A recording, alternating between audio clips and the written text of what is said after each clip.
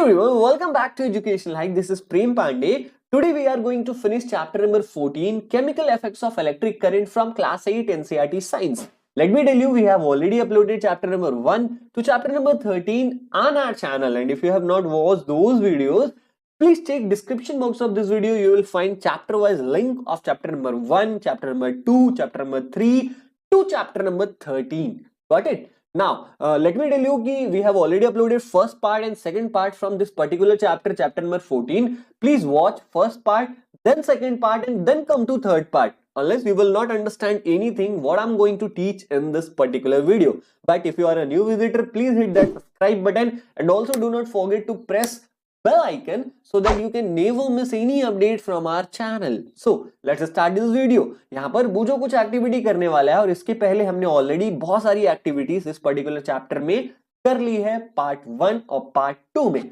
हमने पार्ट 2 में एक एक्टिविटी किया था।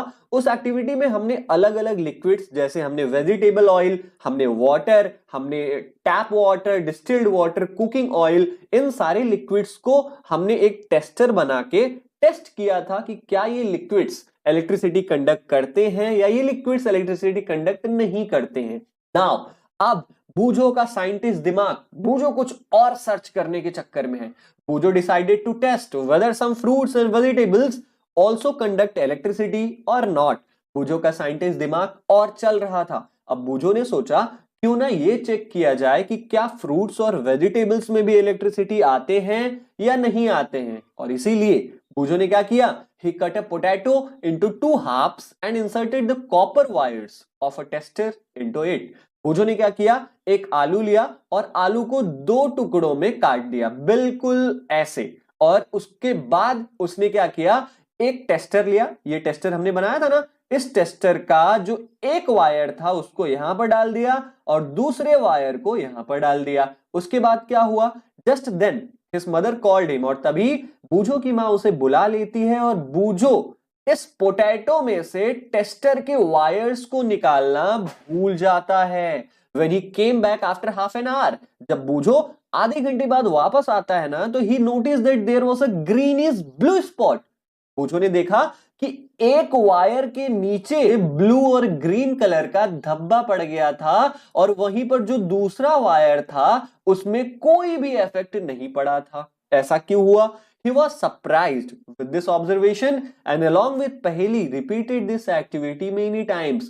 जब बूझो ने देखा कि एक वायर के नीचे ये ब्लू और ग्रीन कलर का धब्बा आ जा रहा है, बल्कि जो दूसरा वायर है वहां पर कुछ भी नहीं आ रहा, ये देखकर बूझो बहुत ज्यादा सरप्राइज्ड हो गया। बूझो ने ये पर्टिकुलर एक्टिविटी पहेली के साथ मिलकर 3-4 बार और किया। They found that it was always the wire connected to the positive terminal. और 3-4 बार एक्टिविटी करने के बाद बूझो के हाथ एक बहुत ही इंपॉर्टेंट इंफॉर्मेशन लगी। क्या लगी? इन लोगों ने पता किया कि जिस वायर के नीचे ये ब्लू और ग्रीन कलर का धब्बा आ रहा है ये पॉजिटिव टर्मिनल का वायर है। हम जानते हैं बैटरी में 2 टर्मिनल होते हैं, पॉजिटिव टर्मिनल और निगेटिव टर्मिनल। देखा बूझो और पहेली ने कि जिस वायर के नीचे ये ब्लू और ग्रीन कलर का धब्बा आ जा रहा है वो वायर पॉजिटिव टर्मिनल है बैटरी का। ठीक है, they decided to report their finding to a children's magazine. अब ये बूझो के लिए काफी इंटरेस्टिंग था क्योंकि देखो कोई भी बैटरी होती है, बैटरी बड़ी होती है और वो एक डब्बे में बंद होती है। ठीक है, हम जानते हैं ना बड़े बड़े डब्बे आते हैं हमारी कार्स में, कोई भी छोटी भी बैटरी हो या बड़ी ही बैटरी हो वो एक डब्बे में पैक होती है। ठीक है, और उसमें पता लगाना मुश्किल होता है कि कौन सा पॉजिटिव टर्मिनल है कौन सा निगेटिव टर्मिनल है। तो बूझो ने सोचा कि ये एक्टिविटी बहुत ही इंपॉर्टेंट हो सकती है। अगर हमें पता करना हुआ कि कौन सा पॉजिटिव टर्मिनल है कौन सा निगेटिव टर्मिनल है तो हम आसानी से इस एक्टिविटी से पता कर सकते हैं। और इसी के लिए बूझो ने डिसाइड किया कि इसने बूझो ने जो कुछ भी पता लगाया है अपने इस एक्सपेरिमेंट से, इस एक्सपेरिमेंट को वो चिल्ड्रंस मैगजीन में देगा ताकि बाकी लोगों को भी इसके बारे में पता चल सके। Remember that Boojho set out to test whether potato conducted electricity और नॉट। एक बात याद रखो कि स्टार्टिंग में हमने बूझो ने क्या सोचकर इस एक्टिविटी को स्टार्ट किया था? बूझो ने ये सोचा था कि चलो हम पता करेंगे कि कौन से फ्रूट और कौन से वेजिटेबल से इलेक्ट्रिसिटी पास होती है और कौन से फ्रूट और वेजिटेबल से इलेक्ट्रिसिटी पास नहीं होती।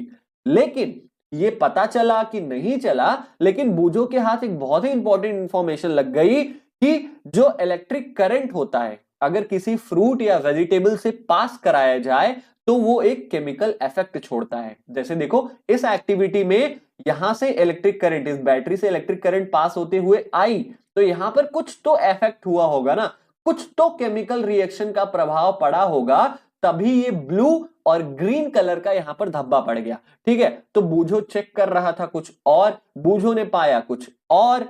This is how science sometimes work. और यही तो सही बात है, यही इसी तरीके से साइंस हमारी काम करती है। You are looking for something and you discover something else. तुम किसी और चीज के बारे में देख रहे हो, तुम किसी और चीज के बारे में टेस्ट करना चाह रहे हो, तुम्हें कुछ और चीज मिल जा रही है। यही तो है हमारा science. Many important discoveries have been made in this manner। इसी तरीके से हमारे साइंटिस्ट ने कई इंपॉर्टेंट, कई महत्वपूर्ण इन्वेंशंस कर डाली हैं। वो ढूंढ रहे थे कुछ और, उन्हें मिल गया कुछ और, लेकिन जो कुछ भी मिला वो भी इस दुनिया के लिए बहुत यूजफुल था, जैसा बूझो ने किया। ठीक है, okay, now we will move to next last and very important topic of this chapter, electroplating. अब इलेक्ट्रोप्लेटिंग होता क्या है और ये हमारी डे टू डे लाइफ में क्या काम आता है, इस बारे में हम इस पर्टिकुलर टॉपिक में पढ़ेंगे। चलो स्टार्ट करते हैं। इलेक्ट्रोप्लेटिंग, इलेक्ट्रोप्लेटिंग का मतलब क्या होता है? अगर हम सिंपल भाषा में कहें ना, किसी एक मेटल पर किसी दूसरे मेटल की प्लेटिंग कर देना इलेक्ट्रिसिटी की मदद से, इसी प्रोसेस को हम इलेक्ट्रोप्लेटिंग का नाम देते हैं। अगर इसकी इलेक्ट्रोप्लेटिंग की डिफिनीशन अगर हम कहें कि plating of one metal on another metal with the help of electricity is known as electroplating। अगर और सिंपल भाषा में कहें तो आप जानते हो कि हमारे घरों में एक असली सोना होता है और एक नकली सोना होता है। नकली सोना क्या होता है? नकली सोना वो होता है जिस पर केवल गोल्ड की प्लेटिंग की गई हो, नीचे कोई और मेटल है जैसे लोहा है, सिल्वर है, और उस मेटल के ऊपर अगर हमने सोने का पानी चढ़ा दिया है जिससे हमें सामने से तो लग रहा है कि वो गोल्ड है लेकिन अंदर से कोई और चीज है। इस चीज को हम किस तरीके से बनाते हैं? इलेक्ट्रोप्लेटिंग की मदद से बनाते हैं। सिंपल भाषा में अगर कहें, किसी एक मेटल पर किसी दूसरे मेटल की प्लेटिंग कर देना या कोटिंग कर देना, उसी को हम इलेक्ट्रोप्लेटिंग का नाम देते हैं। चलो हम इस पर्टिकुलर टॉपिक में इसके बारे में डिटेल में पढ़ेंगे। You know that a brand new bicycle has shiny handle bar and wheel RIMS. तुम ये जानते हो कि अगर हमने नई नई साइकिल खरीदी है तो जो साइकिल का हैंडल होता है और जो पहियों में रिम लगा होता है वो बहुत ही चमकदार होते हैं। लेकिन if these are accidentally scratched, अगर यही हैंडल और यही जो रिम है अगर किसी तरीके से स्क्रैच लग जाता है उस पे, तो जो ऊपर का चमकदार कोटिंग किया गया है ना वो बाहर आ जाता है, comes of, revealing a not so shiny surface. और उसके नीचे जो भी मेटल होता है वो उतना ज्यादा चमकदार नहीं होता। इसका मतलब क्या है? इसका मतलब ये है कि नीचे कोई और मेटल है और उसके ऊपर किसी चमकदार या किसी शाइनी मेटल का कोटिंग कर दिया गया है ताकि हमारी साइकिल खूबसूरत लगे। तो समझ गए, साइकिल के पहियों में और हैंडल बार में क्या किया गया है? इलेक्ट्रोप्लेटिंग की गई है। आगे भी देखते हैं। You might have also seen women using ornaments. तुमने अपने घर में मम्मी को देखा होगा कि तुम्हारी मम्मी आभूषण, ऑर्नामेंट्स, गहने यूज करती हैं which appear to be made of gold. आपकी मम्मी से पूछना कि कौन सा मम्मी असली सोना है, कौन सा नकली सोना है, क्योंकि आप तो बता ही नहीं पाओगे। क्यों नहीं बता पाओगे? क्योंकि देखने में आपको बिल्कुल सोना जैसा ही लगेगा लेकिन वो केवल सोने की प्लेटिंग की गई होगी। However, with repeated use, the gold coating wears off। जो नकली सोना होता है, अगर हम नकली सोने को बार बार यूज करें ना तो जो उस पर गोल्ड की प्लेटिंग लगी होती है वो घिस जाती है, रिवीलिंग सिल्वर और सम अदर मेटल बीनीथ। और उसके नीचे जो भी मेटल होता है, चाहे वो सिल्वर हो चाहे वो कोई और मेटल हो, वो नीचे से दिखने लगता है। In both this cases a metal has a coating of another metal. चाहे ये वाला केस हो साइकिल वाला या जो नकली और असली सोना वाला केस हो, इन दोनों केसेस में हमने क्या देखा? हमने देखा कि एक मेटल है और उस मेटल के ऊपर कोई दूसरा मेटल की कोटिंग कर दी गई है और इसी चीज को हम इलेक्ट्रोप्लेटिंग का नाम देते हैं। Do you wonder how a layer of one metal can be deposited on top of another? क्या तुमने कभी सोचा यार ऐसा कैसे कर दिया जाता है? कैसे कैसे सोने का प्लेटिंग कैसे कर दिया जाता है? अगर कोई चीज गोल्ड नहीं है और अगर हम उसे सामने से गोल्ड बनाना चाहें तो हम इंसान ऐसा कैसे कर लेते हैं? कैसे एक मेटल पर दूसरे मेटल की प्लेटिंग कर दी जाती है, इसी के बारे में हम आगे इस टॉपिक में पढ़ेंगे। बट बिफोर दैट आपको करनी है एक एक्टिविटी। इस एक्टिविटी में हम खुद ही एक मेटल पर किसी दूसरे मेटल की प्लेटिंग करेंगे। चलो स्टार्ट करते हैं इस एक्टिविटी को। We will need copper sulphate and 2 copper plates of size around 10 centimetre and 4 centimetre. आपको इस एक्टिविटी को करने के लिए क्या क्या चाहिए? आपको कॉपर सल्फेट चाहिए। कॉपर सल्फेट आपको कहां पर मिलेगा? कॉपर सल्फेट कुछ ब्लू कलर का पाउडर जैसा होता है, ये आपको किसी भी केमिस्ट के शॉप पर मिल जाएगा, ठीक है। और इसके साथ साथ आपको 2 कॉपर के प्लेट्स चाहिए। कौन सा प्लेट भाई? खाने वाला प्लेट नहीं चाहिए आपको, ये ऐसी प्लेट्स चाहिए, पट्टी, पतली पट्टी आती है, ये आपको किसी भी हार्डवेयर की दुकान पर मिल जाएगा। कहना कि अंकल अंकल मुझे कॉपर के प्लेट चाहिए, अंकल आपको कॉपर के प्लेट लाके दे देंगे। याद रहे कि कॉपर का प्लेट 10 सेंटीमीटर लंबा होना चाहिए और 4 सेंटीमीटर चौड़ा होना चाहिए, समझ गए। उसके बाद आपको 250 मिलीलीटर 250 मिलीलीटर आपको डिस्टिल्ड वाटर लेना है। डिस्टिल्ड वाटर क्या होता है? ऐसा पानी जिसमें सॉल्ट का सॉल्यूशन बिल्कुल भी ना हो। डिस्टिल्ड वाटर आपको कहां पर मिलेगा? आपके साइंस लैब में मिल जाएगा, या अगल बगल आपकी कोई मेडिकल स्टोर है तो वहां से भी आप डिस्टिल्ड वाटर प्राप्त कर सकते हो।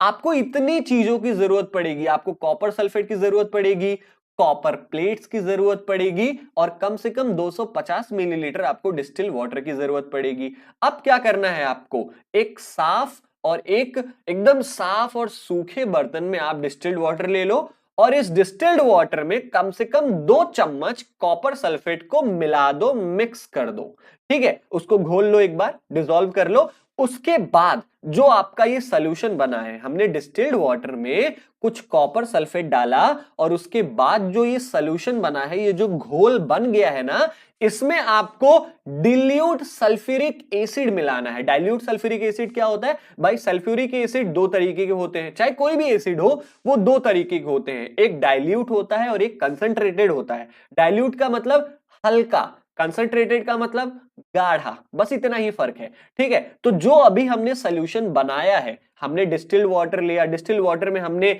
2 चम्मच कॉपर सल्फेट मिलाया।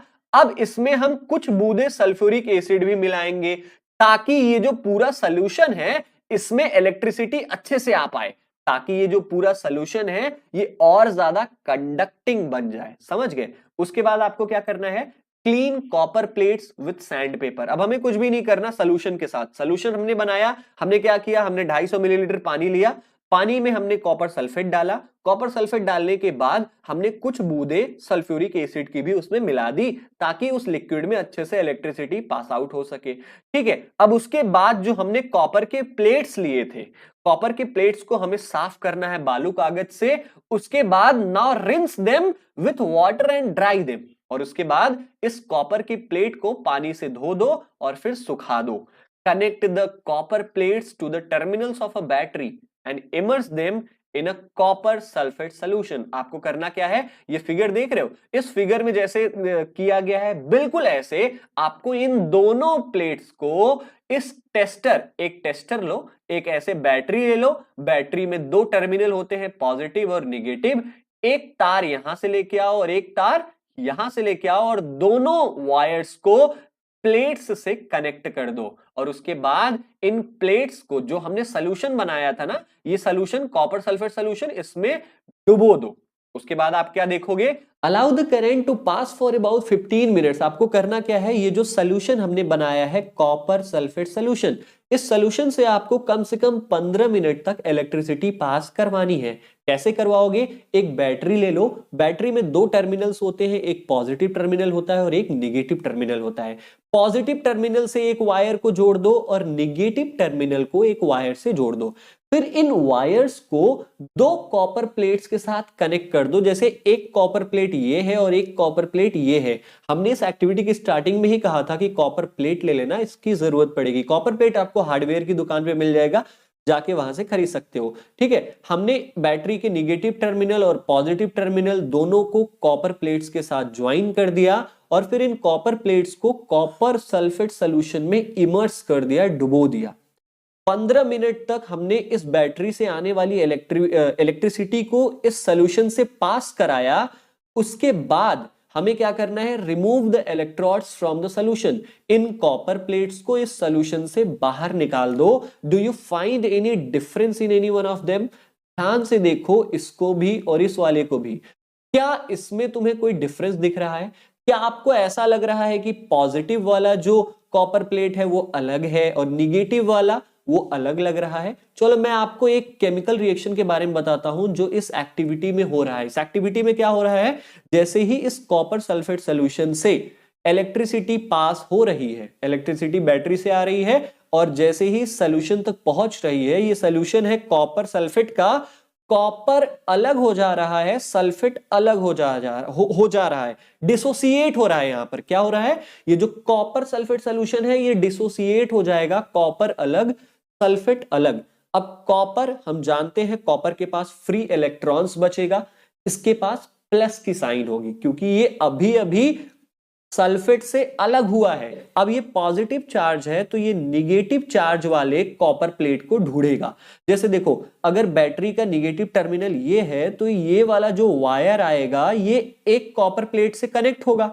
जैसे ही कॉपर और सल्फेट अलग होगा इस सॉल्यूशन में, कॉपर के पास पॉजिटिव चार्ज है वो आके निगेटिव टर्मिनल वाले कॉपर प्लेट के साथ चिपक जाएगा।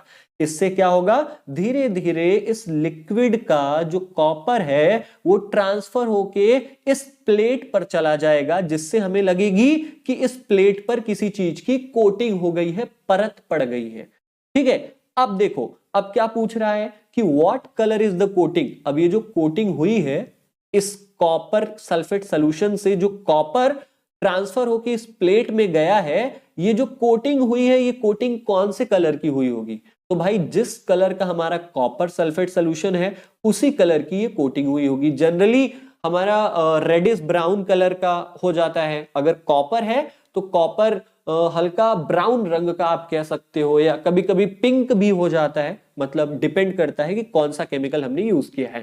चलो note down the terminal of the battery with which this electrode is connected. अब देखो अब इन दोनों प्लेट्स में से जिस प्लेट पर कोटिंग हुई है, जैसे निगेटिव प्लेट पर कोटिंग हुई है, अब आपको यही पता लगाना था कि कौन से टर्मिनल के साथ जुड़ा है ये, तो हमेशा निगेटिव टर्मिनल वाले प्लेट के पास ही कोटिंग होगी, पॉजिटिव वाले पे कोटिंग नहीं होगी। क्यों नहीं होगी? क्योंकि कॉपर के पास ऑलरेडी पॉजिटिव चार्ज है, वो निगेटिव वाले के साथ चिपकेगा, ना कि पॉजिटिव वाले के साथ। समझ गए?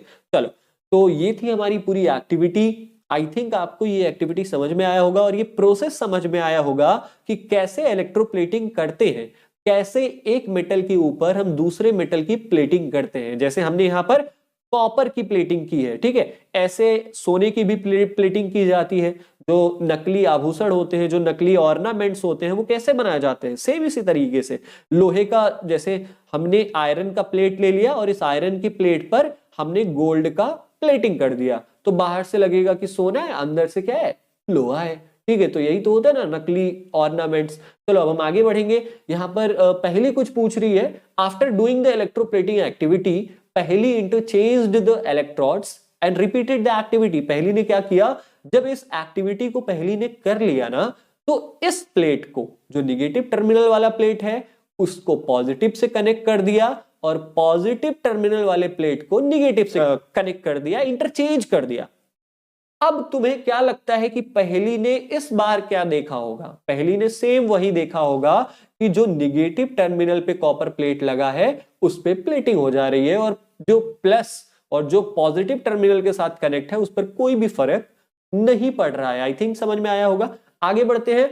When electric current is passed through the copper sulfate solution, copper sulfate dissociates into copper and sulfate. Electric current जब हम कॉपर सल्फेट सोल्यूशन से पास करवाते हैं तो कॉपर सल्फेट टूट जाता है, कॉपर अलग हो जाता है, सल्फेट अलग हो जाता है, जिसकी वजह से कॉपर के पास पॉजिटिव चार्ज आ जाता है। अब जब कॉपर के पास पॉजिटिव चार्ज आ गया तो इसको चाहिए कोई निगेटिव टर्मिनल वाला प्लेट। ठीक है, तो ये क्या करेगा, कॉपर जितना भी कॉपर है वो बैटरी के निगेटिव टर्मिनल से जो भी कॉपर प्लेट ऐड होगा उस कॉपर प्लेट में जाके चिपक जाएगा। इतना हमने पढ़ा है। अब यहां पर पूछ आपसे ये रहा है, but what about the loss of copper from the solution. That means कि जो ये कॉपर सल्फेट सोल्यूशन है उसका सारा कॉपर जाके निगेटिव टर्मिनल वाले प्लेट के साथ चिपक गया, जिसको हम कहते हैं कि इसने प्लेटिंग कर दी। ठीक है, कॉपर की प्लेटिंग हो गई इस पर। लेकिन इस सॉल्यूशन से जो कॉपर इस प्लेट पर चला गया है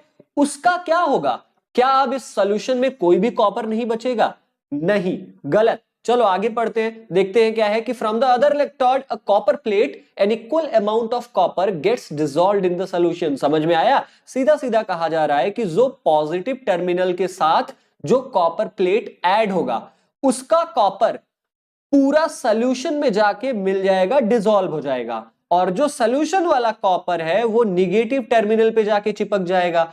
इनडायरेक्टली इसके कहने का मतलब क्या है? इनडायरेक्टली इसके कहने का मतलब ये है, this means that copper gets transferred from one electrode to the other electrode. इसका मतलब ये है कि पॉजिटिव टर्मिनल से जो इलेक्ट्रोड है वो इस सॉल्यूशन में डिसॉल्व हो जा रहा है, घुल जा रहा है, और ये जो इस सॉल्यूशन में कॉपर है वो यहां पर आकर निगेटिव टर्मिनल के साथ चिपक जा रहा है। दैट मींस कि लिक्विड में उतना ही कॉपर बचा हुआ है, बस पॉजिटिव टर्मिनल का जो कॉपर है वो निगेटिव टर्मिनल में आके चिपक गया है या प्लेटिंग कर दी है। तो ये पूरा प्रोसेस होता है इलेक्ट्रोप्लेटिंग का। Boojho could get only one copper plate. अब देखो, बूझो ने जब इस एक्टिविटी को किया, एक्टिविटी नंबर 14.7 को, तो बूझो के पास एक प्रॉब्लम ये थी कि हमने जब किया था इस एक्टिविटी को तो हमारे पास दो कॉपर प्लेट्स था और हमने आसानी से एक कॉपर प्लेट को पॉजिटिव के साथ ऐड किया और एक कॉपर प्लेट को निगेटिव टर्मिनल के साथ ऐड किया और एक्टिविटी कर ली। लेकिन बूझो के साथ दिक्कत यह है कि बूझो के पास केवल एक ही कॉपर प्लेट है,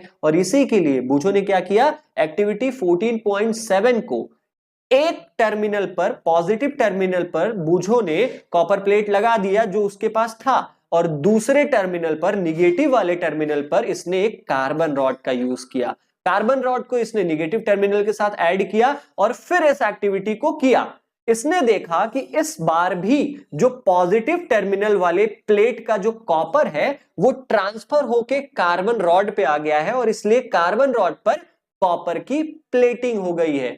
इससे हमें क्या पता चला? इससे हमें यह पता चला कि मेटल कोई भी हो, हम जिस भी मेटल की प्लेटिंग उस पर कराना चाहते हैं हम करा सकते हैं। हम लोहे के ऊपर सोने की प्लेटिंग करा सकते हैं, हम लोहे के ऊपर चांदी की प्लेटिंग करा सकते हैं। जैसे यहां पर कार्बन रॉड के ऊपर किसकी प्लेटिंग कराई गई है? ये कॉपर की प्लेटिंग कराई गई है। ठीक है, चलो आगे चलते हैं। The process of depositing a layer of any desired metal on another material by means of electricity is called electroplating। electroplating की एग्जैक्ट डिफिनीशन यहां पर दी गई है। मैंने आपको पहले ही बताया है कि अगर किसी एक मेटल पर हम किसी दूसरा जो मेटल हमें चाहिए उस मेटल के लेयर को हम डिपॉजिट करवाते हैं इलेक्ट्रिसिटी की मदद से, उसे हम इलेक्ट्रोप्लेटिंग कहते हैं। फिर से समझो, the process of depositing a layer of any desired material, जो भी मेटल हमें चाहिए, जैसे हमें सोना चाहिए तो उस सोने का लेयर, सोने की प्लेटिंग हम किसी दूसरे मटेरियल पर करा देते हैं इलेक्ट्रिसिटी की मदद से। इसी प्रोसेस को हम इलेक्ट्रोप्लेटिंग का नाम देते हैं। It is one of the most common applications of chemical effects of electric current. अब जो इलेक्ट्रोप्लेटिंग है ना वो हमारी डे टू डे लाइफ में यूज होता ही होता है यार। आजकल की जितनी भी चीजें आती है, जितनी भी हमारे घर की डेकोरेशंस के सामान आ गए, और चाहे जो लेटेस्ट फैशन के हमारे यहाँ वॉशरूम्स में टैप लगते हैं, शॉवर्स लगते हैं ना, उन सब पर प्लेटिंग हुई रहती है ताकि ये शाइनी दिखे, ताकि ये चमकदार दिखे। Electroplating is a very useful process. It is widely used in industry for coating metal objects with a thin layer of different metal. आज इलेक्ट्रोप्लेटिंग हमारी डे टू डे लाइफ में काफी यूजफुल बन गया है। कैसे बन गया है? आज इलेक्ट्रोप्लेटिंग प्रोसेस का यूज करके ही इंडस्ट्रीज में किसी एक मेटल ऑब्जेक्ट के ऊपर किसी दूसरे मेटल ऑब्जेक्ट की कोटिंग की जाती है। जैसे आज जो नकली गहने बनते हैं मार्केट में, वो कैसे बनते हैं?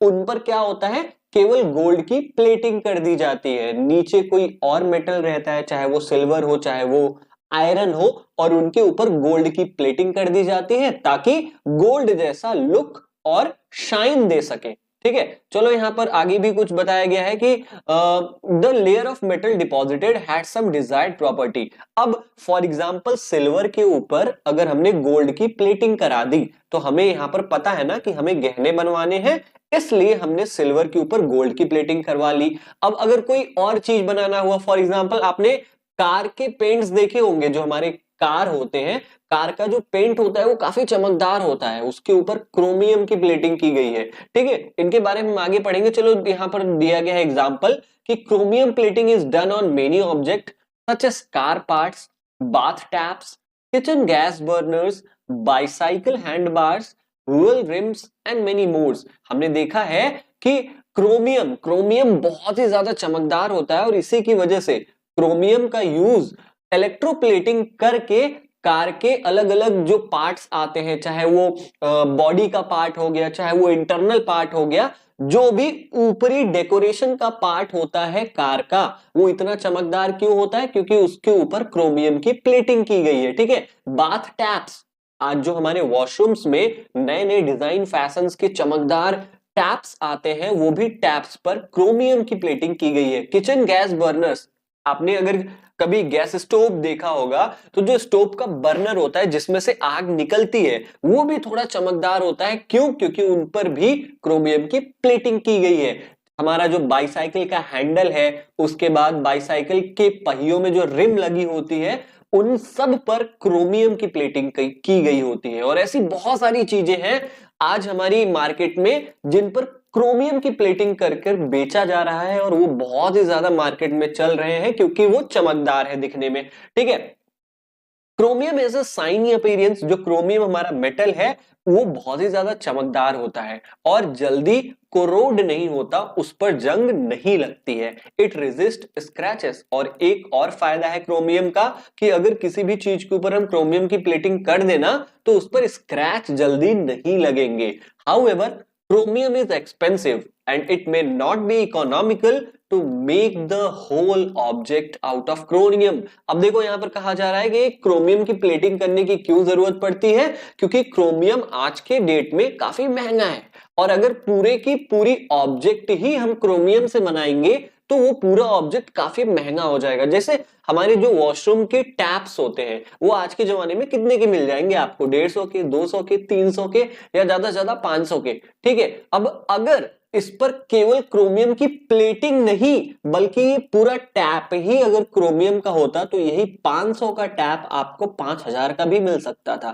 ठीक है, वही लिखा गया है कि क्रोमियम इज एक्सपेंसिव, क्रोमियम काफी महंगा है, और ये हमारे लिए ऐसे कह सकते हो कि फ्रेंडली, बजट फ्रेंडली नहीं होगा कि अगर हम पूरी चीज क्रोमियम की बना दें तो उस चीज को खरीदना हमारे लिए मुश्किल बन जाएगा।